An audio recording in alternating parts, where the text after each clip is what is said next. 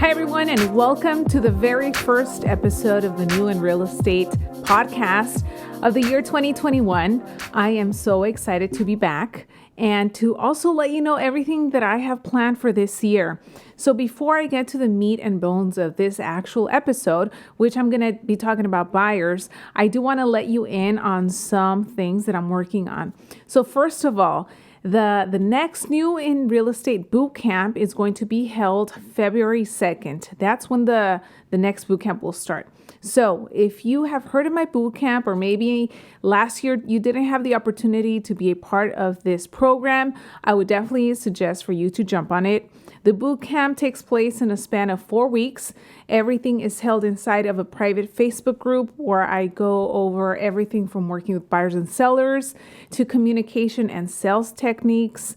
I also share with you exactly how to negotiate for your clients, things to look out for as a new agent. There is just so much that I cover over those 4 weeks that I would definitely recommend for you to jump on it, especially if you're new.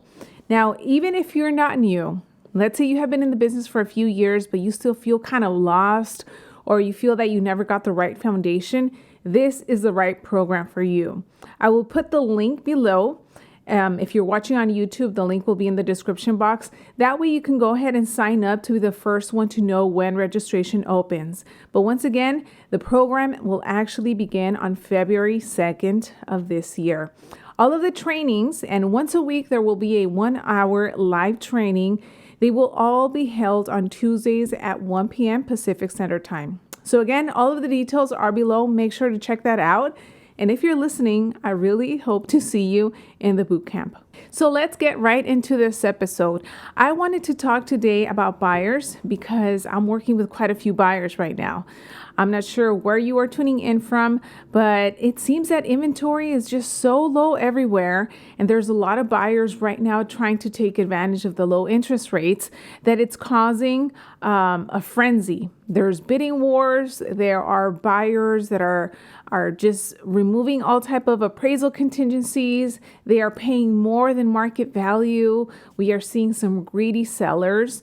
And if you are working with any buyers, or maybe once you start working with buyers, here are some things that I want you to keep in mind and also to take a note of to make sure that you're not wasting your time.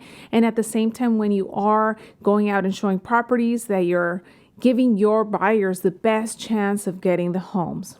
So first of all, let's begin with you prospecting buyers. Let's say for some reason, maybe a friend or family member has reached out to you because they're thinking about buying, or maybe they are ready to get the ball rolling. You definitely want to make sure that they get connected with a lender if they're going to be getting any type of financing. You do not want to be showing any properties to buyers if they haven't gone through the process of getting approved. And this is extremely important because you don't want to be going out and driving around showing homes when at the end of the day, you don't even know if that person can even qualify for the home. So the very first step is for you to connect them with a lender, or if they have a bank or a lender that they're already working with, make sure that they go through the entire approval process. That way, not only do they see what their purchasing power is, but they can get a reality check on what the numbers will look like. So once your buyer has already gone through the process of getting approved, then you can have that conversation and really narrow down exactly what it is that they're looking for. Now, something that I do want you to consider and to note is that even before you do send them to the lender, as soon as they have reached out to you or maybe you have connected with them, you do want to have almost like a consultation where you go over a lot of questions to figure out exactly what their motivation is for buying, and also ideally what they have in mind for what they want to get. So once you have that approval letter ready, what you can do is check back with them and just go over once again the criteria that they gave you in the initial consultation. You want to know exactly how many bedrooms and bathrooms they're looking for, their top 3 areas that ideally they want to live in. You don't want to be sending homes that are out of their price range or don't even meet the criteria for what they told you. You shouldn't be sending condos or townhomes if they have already mentioned to you that they are not open to that. Something that I hear a lot, especially when I'm talking to buyers, is that in the past, many times, some of them have already talked to agents and have even worked with other realtors, but they stopped working with them because they found that the realtors kept on sending them the wrong type of properties. The buyers, wanted to stick to a certain city, and the agents kept on sending them homes that were way out of the area. And this is something that they did not like, and that's why they decided to part ways. So you definitely do not want to be that agent. So let's say you have narrowed down exactly what they're looking for. You always want to be in communication with that buyer. Something that I tell my buyers that I'm working with is that I'm going to be sending them properties. However, they are also welcome to look online on all of the different websites that are out there. Also, another thing that I do is that I send them a link to the app for my MLS. That way they get notifications for properties that immediately hit the market. And at the same time, I can actually see what they're looking for and what they are liking or favoriting. The next thing that is really important, especially when it comes to buyers that are multiple buyers, or maybe it's a couple, maybe it's a husband and wife, is that at any time that you do show property, you want to make sure that all of the parties involved, all of the people that are going to be the decision makers, you want to make sure that they're all present. If they're not present and you only end up showing the home to one of the buyers, what's going to happen is that if that person falls in love with the house, then they're going to tell you, you know what, I want to bring my family later. When can we schedule to bring them again? Or, you know what, I really want to submit an offer, but I first want my spouse to see it.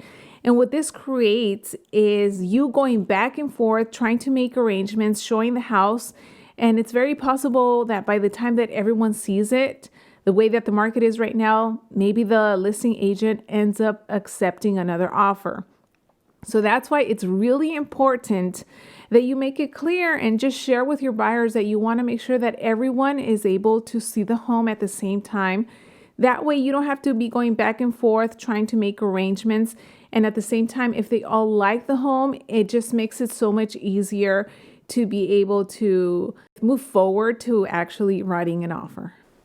Now, you guys, everything that I'm going over right now is just very simple, general information. All of this is actually what I go really into depth on in my boot camps. So again, I'm just hitting the tip of the iceberg right now for you guys because I do want to deliver value for you, especially if you're going to be working with buyers. So next step, let's say that your buyer has fallen in love with a home. They are ready to submit an offer. Some of the things that you can do to make sure that your buyer's offer stands out is that number one, first, you want to reach out to the listing agent. Find out how many offers they currently have and also what the seller is looking for in the offer that they are going to accept. You would be surprised, but many times these listing agents will tell you absolutely everything. That way you can go ahead and take that information and write up an amazing offer that hopefully will get accepted. I have called many times before listing agents on the properties that my buyers like, and I want to find out exactly how many offers they have. So when I have called, many of them have actually told me, you know what, we have 5 offers and they are these amounts, blah, blah, blah, blah, blah. And if your buyer really wants it, they would have to come in at this amount. Or sometimes they just tell me how many offers they have. And at that point, what I do is that I ask, okay, well, what is it going to take for my buyer to get the house? And again, all I'm doing here is that I'm asking for information because what I want to do is get as much ammo so that I can write up an offer that at least will make it to the top offers and might get counters. If not, have my offer accepted.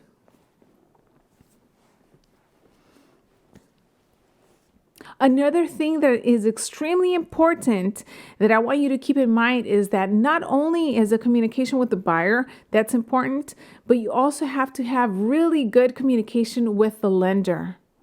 Because at the end of the day, if there are any delays or if the deal falls apart because of financing, it's most likely because something that the lender can't control or something that came up.